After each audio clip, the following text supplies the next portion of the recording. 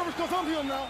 Welcome in, everybody, to another episode of 410 Sports Talk. I'm Glenn Martin here with my co-host James Haskell.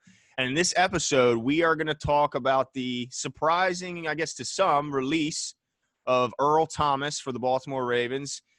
They didn't waste much time. Obviously, there was a incident at practice on Friday between Earl Thomas and Chuck Clark where it appears there was a fight or definitely an altercation. Yeah. He was sent home and asked to not participate on Saturday. And then today, Sunday, he was released. So not a very long timetable here. So why don't you give us some more of the details, Jimbo? Yeah, man. So one of the things you said that's important to bring up, first of all, is that it was definitely more than a normal scuffle. We don't have, like you said, Glenn, we don't have a lot of details on it, but there's rumors that a punch was thrown. Definitely much more than just a regular scuffle. But, as far as the statement when he got released by the Ravens, they kept it relatively short. Like you mentioned, they didn't gush over Earl Thomas.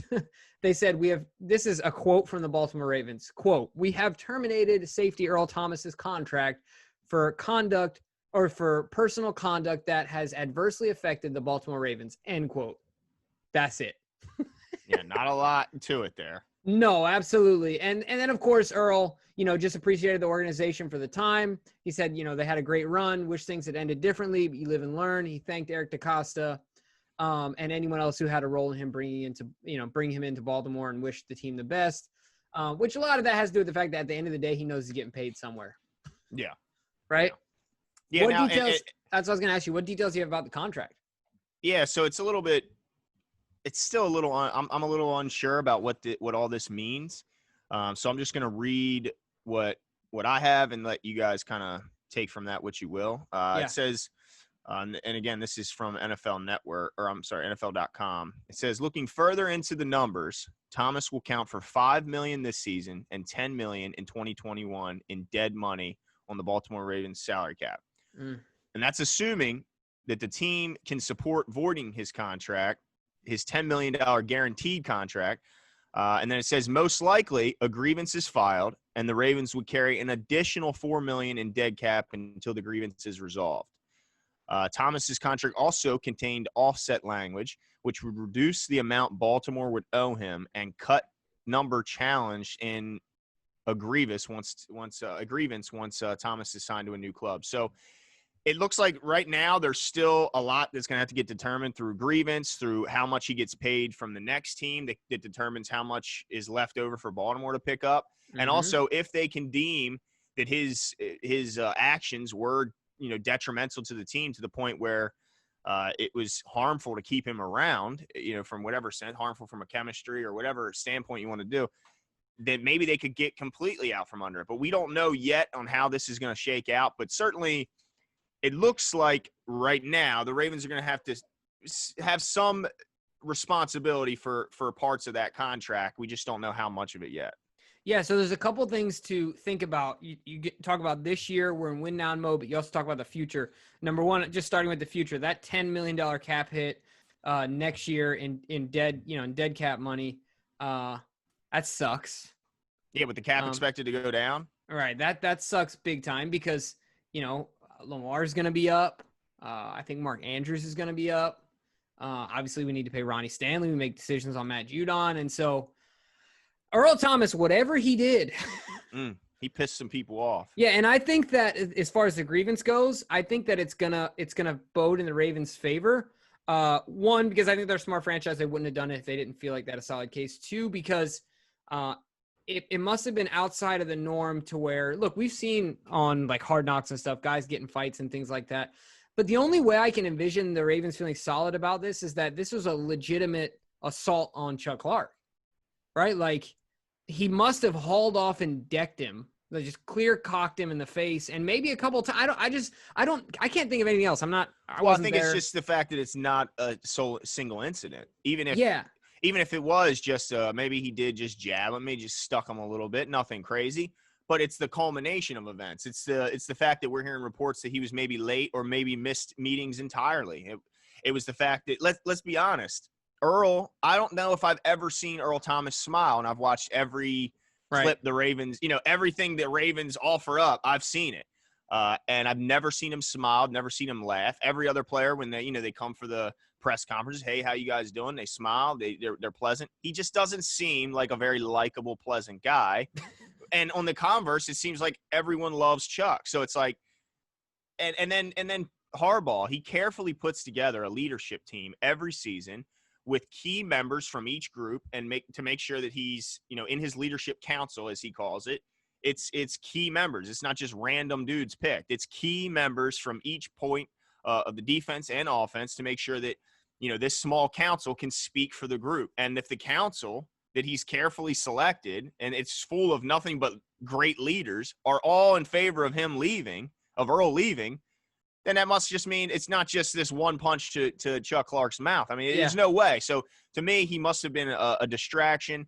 And look, it's the organization's job, it's head coach's job, and Eric DeCosta's job to not just assemble talent, which obviously he has. It's to assemble the best team that you can. And if he's making their team worse overall, whether that's off the field or on, I mean, it could certainly be off the field issues, then he's got to go. And it disappoints me when I'm talking about on the field, because I just don't see another natural fit to fill his role on the team right now. I don't see another free safety that can do what he does on the back end right now. Now, maybe Chuck Clark can show he can do that. We just haven't seen it. We did see it in portions where Earl was in the box and Chuck was asked to help him out for confusion's sake. Right. It's not like he was always, back there and Chuck was always in the box, but it's going to make me nervous on week 3 when they're playing the Chiefs, and you got to worry about Tyreek Hill. You got to worry about Watkins. You got to worry about Kelsey, and you don't have a natural free safety. I mean, even week 1, you got Odell, you got Jarvis, you got Njoku, you got Hooper. Yeah. I mean, they got plenty of guys to throw to. Yeah, so I agree with you. It's going to be tough, and I mentioned this before, Earl's always going to be highly paid because he puts himself in a room of 3 to 4 people that can do what he does, period, end of the day, at such a high clip. And so, yeah, I guess what I was referring to as far as, like, legally, it must be something that's so out of the norm that happened, that has been happening, to make them feel good enough to cut him knowing that they're going to recover some money, right? Yeah, I find it hard to believe that they cut him thinking they're going to pay $10 million in dead money. Right. Yeah. So it must have been something that was an anomaly in certain senses, right? Yeah. And the other thing I just want to mention, we said this off air. How do you miss a Zoom meeting? How do you take miss it anywhere? Right.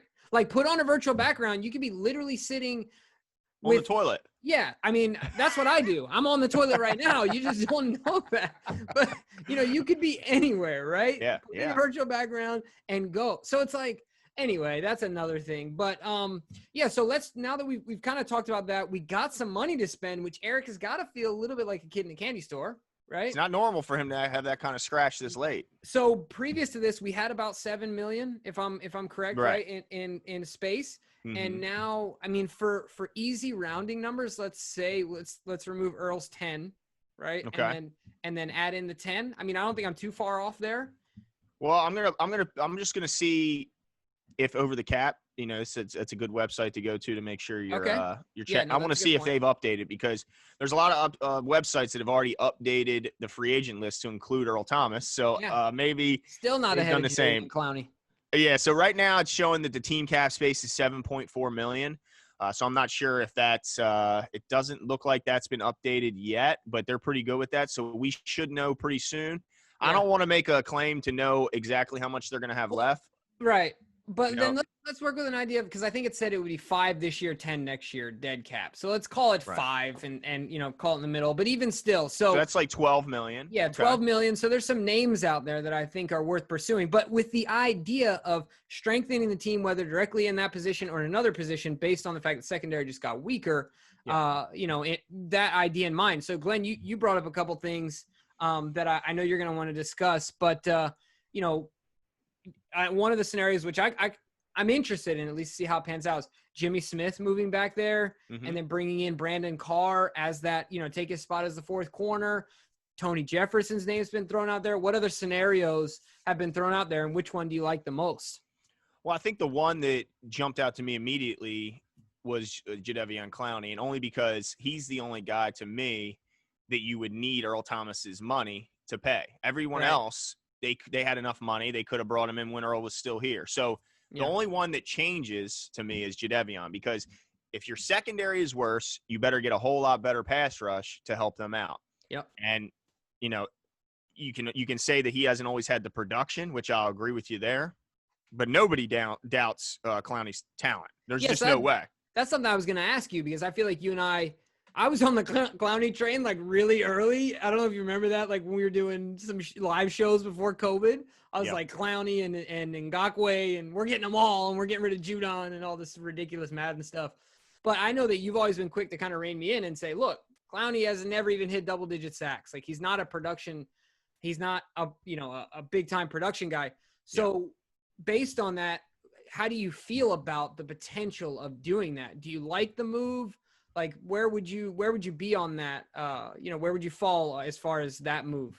Well, I think regardless, it would be like, even if he doesn't come in and light up the stat sheet, say he comes in and only gets 3 sacks, while that would be disappointing, I know, and I can count on the fact that he would be an elite run defender while getting those 3 sacks. So what hurt the Ravens last year? Was it guys throwing all over the field, or was it the good running teams running really well against the Ravens? So to me, if they bring Clowney in, that absolutely seals up the run defense. And when you talk about Calais Campbell coming in, who's been the best run defender in the league over the last 5 years, and then you add a guy like Clowney, who is spectacular against the run. I mean, you look at his PFF grades, his run grade is off the charts, in the 90s, like insane. So, man, you put him on one side, Calais on the other, and then you talk about the 2 linebackers they just drafted that are pretty good at run defense too. It would seal up their biggest problem last year, which was run defense.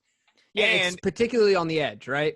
Absolutely. And also, if he is motivated and if he is consistent, he could be an absolute monster. There's no doubt about what his potential is. The question is, how is it that he wasn't motivated to do this last year with Seattle in a prove-it deal on a year where Seattle gave up all this, draft capital to get you? They certainly didn't want you for just 1 year. So the idea was that they were going to extend him. So why haven't they? Obviously, Seattle hasn't for a reason, right, when they have every reason to do so, because of the fact that they gave up all that to get him. So it's worrisome that he's still out there. It's worrisome that it doesn't seem like he'll come down off that $17 million number he wants, which is just insane for a guy who doesn't have the production to match it. Yeah. But if his production is ever able to catch up to his talent, look out, man. He could be a monster. Yeah, no, absolutely. I couldn't agree more. And I like that scenario. I also like the idea of a combination, right? Of maybe not putting all your eggs in one basket, and people might say this is too much, but sometimes you spray and pray, right? You divvy up, you take high risk stocks, right? And you kind of see which one pans out. So say, for example, if you're going just pass rush, I mean, for that money, you could probably get Ziggy Ansah and hope that he stays healthy. And look, just in case, you could probably even get Clay Matthews. Now, I know Clay Matthews, spurned us in the past, but we brought in Des Bryant at least for a workout. And he publicly showed regret, Clay did.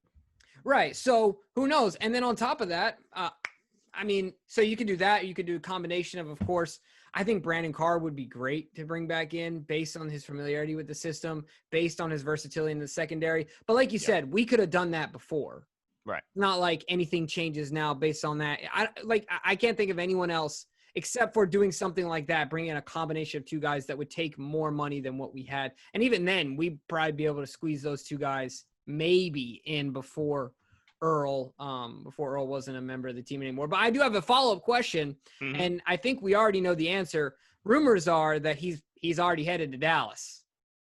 Yeah, I've also heard the Niners are interested.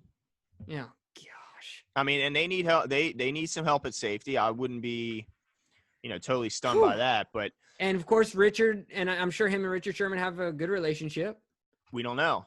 We don't know because, I mean, look, we're seeing how his teammates feel about him in Baltimore. So we assume that because he's part of the Legion of Boom. But I don't know about that anymore. You know what I mean? Like, I'm not so sure that he is liked by many of his teammates because it seems like no one in Baltimore likes him on a personal level. Right. And that's kind of surprising. And, yeah, so, I mean, they could – what about a guy like Logan Ryan, who I know is here's why it's surprising he's out there. Yeah, I mean, I'm not the biggest Logan Ryan guy, but if you remember – you trashed Logan Ryan. Well, I did because of the fact he ranked so high on the NFL Top 100 this season. It's insane. Yeah. He's like 50 on the – I can't remember off the top of my head, but he's high. Like, and he's a free agent. Yeah, how is he higher? How is he higher than Marlon? That's crazy. Yeah, exactly. So obviously he's highly regarded by others around the league, and if he's a free agent right now, maybe you could bring him in and let Jimmy move back to. I'm just saying, you bring him in as a corner, and then you let Jimmy, give his shot at free safety. But either way, I think we can agree on this, that on the field right now, as it currently stands, without them bringing anyone else in right now, on the field, the Ravens are worse, right? Absolutely. How can you – if anyone disagrees with that, we want to know your point, and we don't want it based on projections. This guy's going to pan out to that. That guy's going to pan out to that. Yeah, don't tell me Deshaun Elliott's ready to step in and play 16 games when he's never gotten through a season. Yeah, or even like I saw some people floating the fact that you talk about, Chuck could take over some of those responsibilities. Chuck had a great year last year, but I don't care what you think about Earl as a person, or even, a lot of people think he had a bad season last year. Let's remind you all that he was still a Pro Bowler, still ranked very high in coverage. PFF, and teams, and PFF and teams still had to respect him. I think it would be a long shot to say that Chuck Clark is ready to be the free safety that Earl Thomas is today.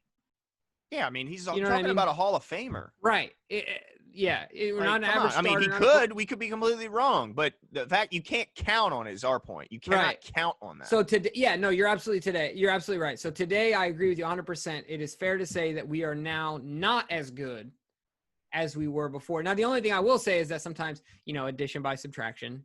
Yeah. Sometimes it's the combined talent is better. The sum of the parts is better than, the individuals. So although they may have went down in a talent standpoint, maybe the camaraderie, the togetherness, each guy making sure they play their role in that ultimate machine that is the defense. And maybe with him freelancing, maybe as a whole, as a defense, they could get better from this, but we don't know yet.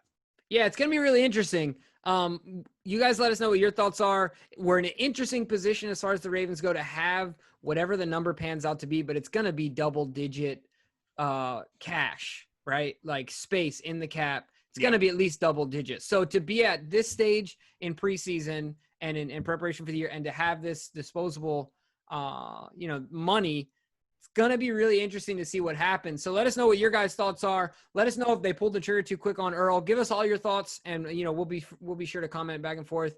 But let us know what you think, and we'll be back soon. See you.